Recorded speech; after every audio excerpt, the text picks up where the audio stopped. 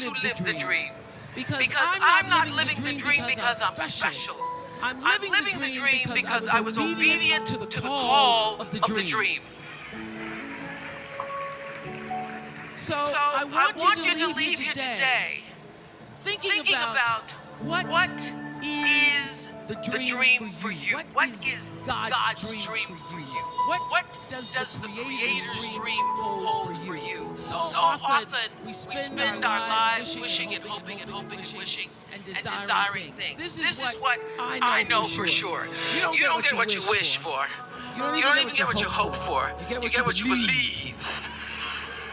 So what is it you believe and know to be God's dream for you? So I'm living the dream. I'm living in the space of the dream. The dream's good. Dream's good. The dream is greater than anything that I could have imagined. You know, when I was a little girl, my father, on Sunday mornings after church, he was a deacon, so he thought he had to say goodbye to every single person. We were the last car leaving the parking lot in the green Oldsmobile. And we would drive through the white people's neighborhood. And I used to dream the dream, driving through the white people's neighborhood. We'd drive through the white people's neighborhoods and you'd see their fancy houses. Some of them had gates, but all of them had trees. When I get rich, I'm gonna get me some trees. I'm not just gonna get me, everybody wanna get cars and pocketbooks and shoes, but I want me some trees. So, as life would have it, I was standing in my kitchen window about 3 years ago in California, making coffee in the morning, and I was looking out the window and I saw the 6 trees. But listen to me. I was making the coffee. I saw the 6 trees. I went out on the porch to actually count the 6 trees. And this is what I noticed.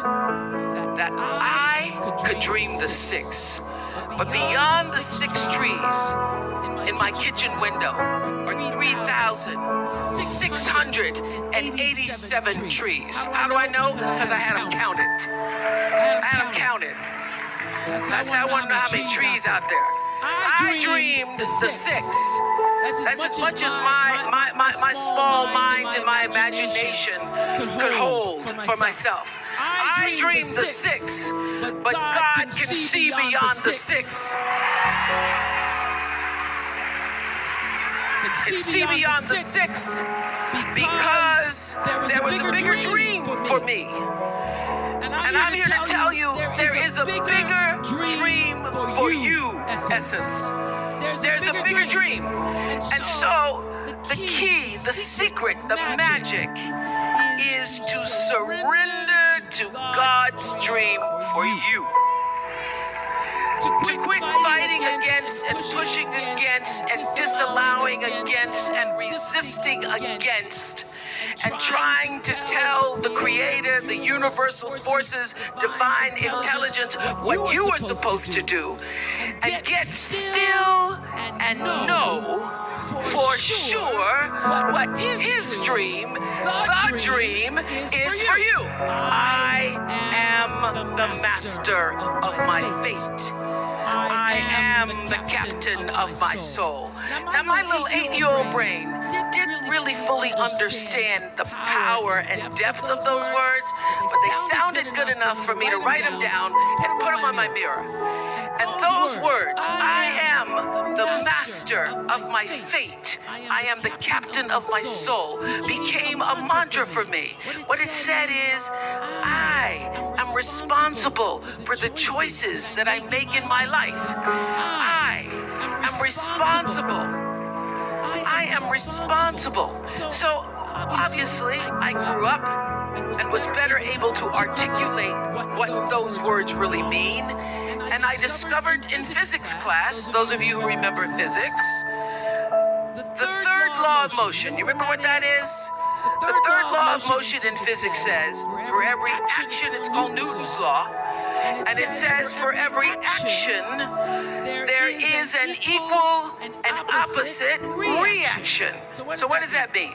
That means everything that you are putting out into the world, every action, bam, there is an equal and opposite reaction. It means no matter what you do, the energy of what you do, what you say, and most important, the energy of who you are is going out into the world, into your home, into your relationships, and that energy is always coming back to you. You are responsible for the energy that you are pulling out into the world, because that very energy, bam, is coming right back to you every single time, whether you believe it or not, because it is law. It is law. It is law that what you put out into the world is coming back. Now, in our country and many countries all over the world, they call this the golden rule. The truth is, whatever you do is already done.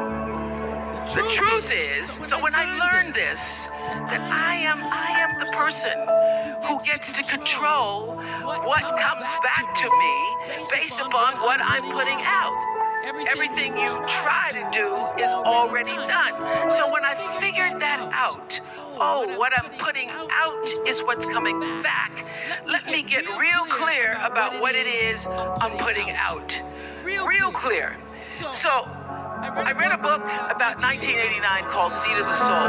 And in that book, Gary Zukav talked about the laws of karma, of the laws of cause and effect, the third law of motion.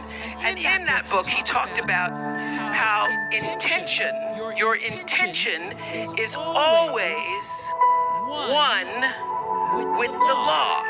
Meaning, before you even think about a thing, you have an intention for the thing.